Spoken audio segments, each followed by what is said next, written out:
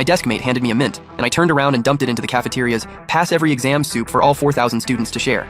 And somehow, that brought me back to life. In my last life, my desk mate had some fate-stealing system. As long as I ate or drank something from him, my test scores would transfer to him automatically. He was a rich kid. His family had already paved his way into an overseas Ivy.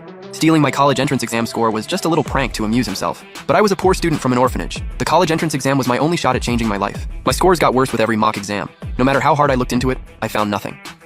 Then I completely fell apart on the real exam. I was walking down the street in a daze when a speeding truck hit me. After I died, my soul floated in the air, and I heard my desk mate, Gu Yanji, joking around with his lackey, Qian Hu. I seriously didn't expect a test that hard, and young Master Gu still took first in the whole province. That top scorer title is mine now. A broke loser like Cheng Yan belongs in the gutter for the rest of his life. Since I got a second chance, why should he only steal my scores? That's no fun. This time, the entire school's college entrance exam scores are going to become his gift. The day before the third senior year mock exam, I came down with a fever after pulling all-nighters for days. I was slumped over my desk, dizzy and freezing, when suddenly a can of coffee appeared in front of me. Cheng Yan, hurry up and drink this coffee, it'll wake you up. I froze for a second and looked up, meeting Gu Yanji's eyes. In my last life, this was the exact can of coffee he used to steal my national top science score. I instinctively wanted to push it away, but the classmates around us crowded in. Yeah, a poor kid like Cheng Yan probably can't even afford the school clinic. When he's sick, no one cares. Good thing he's sitting with Gu, so at least someone helps him out. Hearing that, Gu Yanji looked even more pleased with himself. He popped the tab on the can. Go on, drink it. My dad brought this specialty coffee back from the source. You can't even buy this in China. Then I remembered.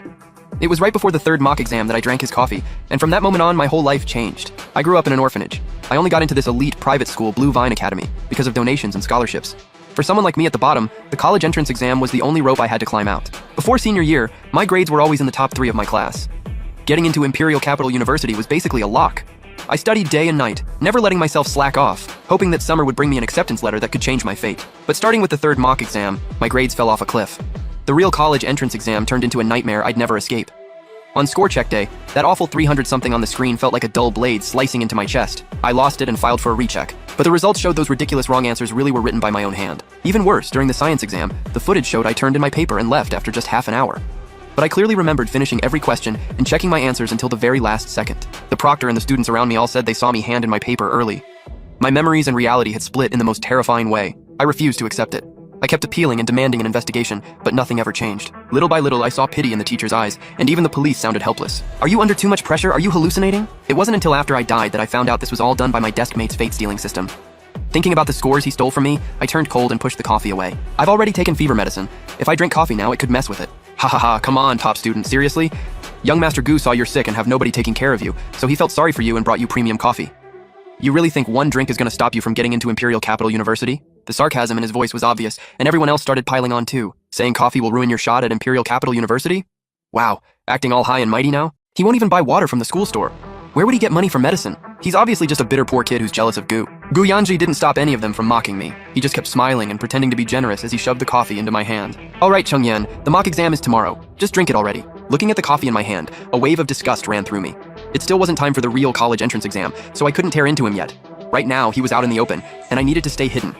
If I exposed him too soon, who knew what else he'd pull before the real exam? I clenched my fists and forced myself not to throw the coffee in his face. Then suddenly, I caught a flash of red downstairs out of the corner of my eye. I turned and focused. It was the banner the school had hung up for the exam takers. Thousands charge ahead, one sheet decides your fate. And just like that, a bold idea hit me. If all those thousands of students ate something from Gu Yanji, would their exam scores transfer to him too? The moment that thought hit me, I held the coffee up and said, "Thanks, Gu Yanji, but my stomach feels awful right now. I've got acid reflux, so I really can't drink it. But since it's from you, I definitely shouldn't waste it. Zhou Lang, want it?" Gu Yanji brought this specialty coffee from overseas. Supposedly it's really great for staying sharp. Zhou Lang's grades were always neck and neck with mine. His dad was our school principal, and his maternal family had serious power in the capital. Zhou Lang glanced at the packaging and was just about to take it when Gu Yanji suddenly shouted. His voice shot up so fast everyone there got startled. When Gu Yanji met my shocked and confused stare, he quickly tried to cover it up.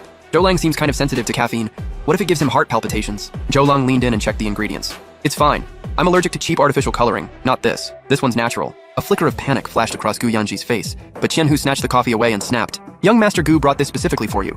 Fine if you don't appreciate it, but who are you to hand his stuff to somebody else like you're doing them a favor? That was unbelievably rude. Zhou Lang's face darkened, and he turned away with an eye roll. But by then, I'd already gotten the answer I wanted. So if Gu Yanji gives me something and I pass it to someone else, the system still works. In that case, let's make this game a whole lot bigger. What was the point of stealing just my exam score? When the time came, I'd shove the entire school's scores into his broken system. That would be a game worthy of all the effort he put in. I just decided on my plan and was about to pretend to take the coffee back, but Gu Yanji, clearly afraid I'd pass it to someone else, pulled a box of mints out of his designer bag. "Cheng Yan, If your stomach feels bad, then don't drink the coffee. I've got some refreshing mints here. Have one of these instead. When the people around us saw how thoughtful he was being, they started praising him all over again. Wow, young Master Gu is so caring. He's this thoughtful with his deskmate? Chengyan must have done something right in a past life to get a deskmate this good. Gu Yanji's lips curled up with satisfaction. I was just thinking, if he's sick and his head's all foggy, that could affect his test performance. Chengyan is the hope of our whole class, so of course I have to look out for him. Looking at that fake, hypocritical face of his, I remembered the conversation I'd overheard after I died in my last life. Tianhu was standing there kissing up to him, jealous that he'd gotten first place in the whole province. Gu Yanji flicked his ash and said lazily, I was already planning to go overseas and move in those circles. Who even cares about grades here? Top scorer just sounds nice. Honestly, I just wanted to mess with that poor loser. He acts all high and mighty with a book in his hand every day. Makes me sick. Now let's see how he keeps pretending. Trash is trash. It belongs in the garbage. Back then, I was so furious I almost laughed. Just to toy with me, he used that system and ruined my entire life. This time, I didn't push it away again. I took the mint and casually slipped it into my pocket. When Gu Yanji saw that, he frowned. Chengyan, aren't you dizzy? Why aren't you eating it? I yawned. I'm kind of sleepy. I'll nap for a bit and eat it later. Gu Yanji got nervous. The mint was tiny. If I slipped it into my pocket, there was no way for him to know whether I actually took it or not. Your head is basically on the desk already. Just put the mint in your mouth. It has vitamins in it and it's good for a cold. Otherwise, what if you pass out asleep in class later? He frowned like he truly cared, and everyone around us was clearly fooled by the act. Then the people in the back started whispering again. It's just a mint. What's the worst that could happen? I think he's just way too guarded. Someone tries to be nice to him, and he treats it like an insult. No wonder he'll stay poor forever. Those words buzzed around me like flies. So, giving me a couple of mints counts as kindness, and that means I have to wag my tail like a dog and swallow it with gratitude? Is being poor enough for them to use it as an excuse to guilt trip me when they don't even know the truth? My palms went cold, but I still forced myself to stay calm on the surface. At that moment, Tianhu jumped in and played the bad guy. You won't drink the coffee, and now you won't take the mint either? What, do you have a problem with young Master Gu? Are you picking a fight on purpose? He yanked a chair aside with a cocky look, and even the people around us started glaring at me. I calculated in silence for a few seconds, then finally gave in and took the mint out. I peeled off the wrapper and swallowed it. A brutally sharp chill exploded through my mouth immediately. Seeing that, Gu Yanji finally relaxed. The smile on his face got even brighter. That's more like it. Feeling a lot more awake now? Thanks. Yeah, I do feel a lot more clear-headed. After watching me swallow the mint with his own eyes, Gu Yanji headed out to the hallway, totally satisfied. I pretended to lay my head down and sleep, turning slightly inward, then quickly spat the mint I'd been hiding under my tongue into my palm. Back when I was cramming late at night, I bought a huge bag of dirt cheap mints online. Thankfully, the shape and color were pretty similar, or I would have been exposed right away just from the way they looked. Using a bathroom break as cover, I hid away the specially doctored mint. But when I got back to the classroom, I saw Gu Yanji standing right next to my seat.